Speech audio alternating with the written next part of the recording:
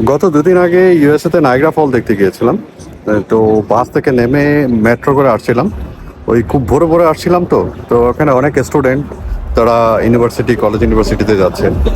আর একজন আরেকজনের সাথে ডিসকাস করছে, তাদের একটা জুনিয়র নাকি একটা রোবট তৈরি করেছে। ওই রোবটটা সোলারের মাধ্যমে চলবে আর হিউম্যানের মতো বিহেভ করবে আর কি। আর তারা ফাইন্যান্স করছে, আর ওইটার ভিডিও করেছে, ওইটা নাকি টিকটকে ছাড়বে যেন আরো লোকজন তাকে ফাইন্যান্স করে, সে যেন সাকসেস হয়। আর তাদের ডিসকাশনগুলো দেখলাম, ইনফরমেশন টেকনোলজি আর বিভিন্ন ধরনের নিউজ, এগুলো নিয়ে তারা কথাবার্তা বলছে। আর আমাদের দেশের ইয়াং জেনারেশন কি করছে, ওই ক্রিম আফা তার ছেলে মেয়েদেরকে কিভাবে মারছে, হিরো আলম কিভাবে নষ্টামি করছে, অপু ভাইয়ের গার্লফ্রেন্ড আবার চলে গেছে।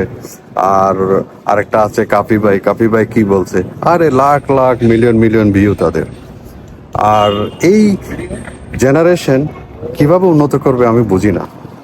যেমন ধরুন, ডক্টর ইউনূস হাজার চেষ্টা করুক, যদি আমাদের মন মানসিকতা পরিবর্তন না আনি, আমরা কখনো উন্নতি করব না এদেশে। আর এদেশে উন্নতি করার জন্য আমাদের মনোভাব পরিবর্তন করা উচিত।